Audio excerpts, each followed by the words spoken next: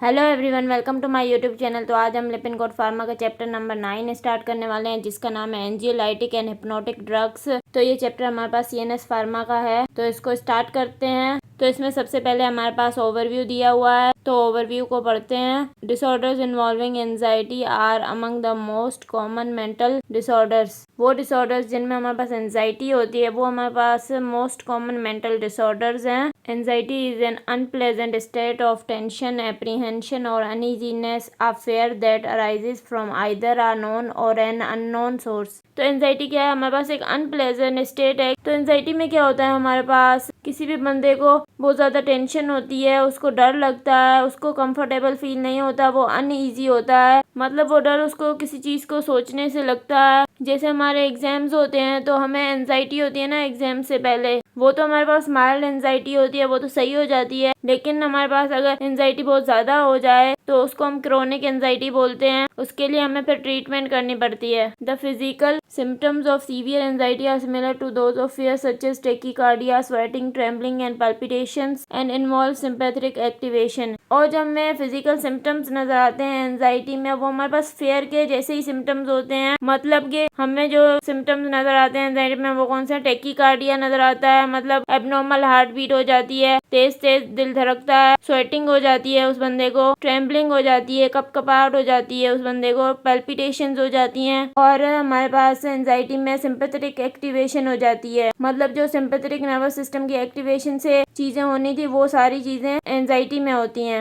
Episodes of mild anxiety are common life experiences and do not warrant treatment. तो हमारे पास जो mild anxiety के episodes होते हैं, मतलब जो माइल्ड एंजाइटी होती है, वो कॉमन लाइफ एक्सपीरियंस है, उसके लिए हमें कोई ट्रीटमेंट लेने की जरूरत नहीं होती, वो खुद ही सही हो जाती है। However, severe chronic debilitating anxiety may be treated with anti-anxiety drugs, sometimes called anxiolytics and or some form of psychotherapy। और जो हमारे पास सीवियर क्रोनिक एंजाइटी होती है, वो खुद से सही नहीं होती, उसके लिए हमें ट्रीटमेंट लेना पड़ता है। मतलब हमें ड्रग्स लेनी पड़ती हैं, एंटी एंजाइटी ड्रग्स लेनी पड़ती हैं, या हम एंटी एंजाइटी ड्रग्स को एंजियोलाइटिक्स भी बोलते हैं, या फिर हमें किसी किस्म की साइकोथेरापी करवानी पड़ती है, फिर वो एंजाइटी सही होती है। Because many anti anxiety drugs also cause some sedation, they may be used clinically as both anxiolytic and hypnotic sleep inducing agents। क्योंकि हमारे पास बहुत सारे एंटी एंजाइटी ड्रग्स जो है वो कुछ सिडेशन भी करवाती हैं। सिडेशन का मतलब है हमारे पास किसी भी बंदे में कामनेस प्रोड्यूस करना, मतलब उसको मेंटल पीस दिलाना, उसको सुकून दिलाना।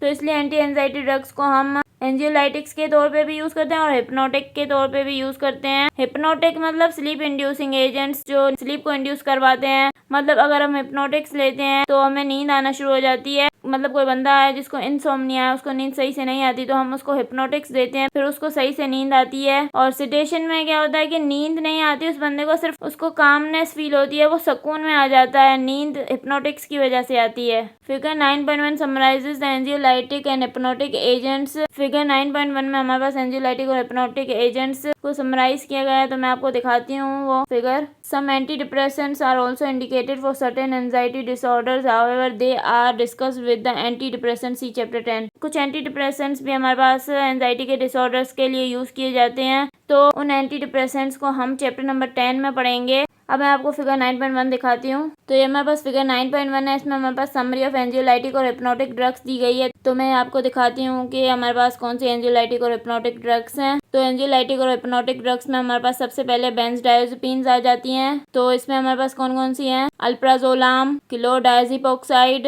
क्लोनाजीपाम, क्लोराजीपेट, डायजीपाम, एस्टाजोलाम, फिलोराजीपाम, लोराजीपाम, माइडाजोलाम, ऑक्साजीपाम, कोएजीपाम, टेमाजीपाम, ट्राइजोलाम। तो ये सारी हमारे पास बेंजोडाइजेपिन्स हैं। इसके बाद हमारे पास बेंजोडाइजेपिन एंटागोनिस्ट कौन से हैं? तो वो हमारे पास है फ्लूमाजेनिल। इसके बाद हमारे पास अदर एंजियोलाइटिक ड्रग्स भी हैं। इसमें हमारे पास एंटी डिप्रेसेंट्स आ जाती हैं, ये हम चैप्टर 10 में पढ़ेंगे। बुस्पेरोन है, मेप्रोबेमेट है। इसके बाद हमारे पास बार्बिचूरेट्स हैं। इसमें कौन सी ड्रग्स आ जाती हैं? Amobarbital, pentobarbital, phenobarbital, सेकोबार्बिटल। इसके बाद हमारे पास अदर हिप्नोटिक ड्रग्स हैं। इसमें कौन सी ड्रग्स आ जाती हैं? एंटीहिस्टामिन्स, डोक्सीपेन, एजोपिक्लोन, रेमेल्टियन, सिवोरेक्सेंट, टेजिमेल्टियन, जेलिप्लोन, जोल्पिडेम। तो ये सारी हमारे पास एंजियोलाइटिक और हिप्नोटिक ड्रग्स थी। अगर आपको मेरा लेक्चर पसंद आया तो प्लीज़ मेरे चैनल को सब्सक्राइब करें, लाइक करें और बेल आइकन को प्रेस करें। Thank you.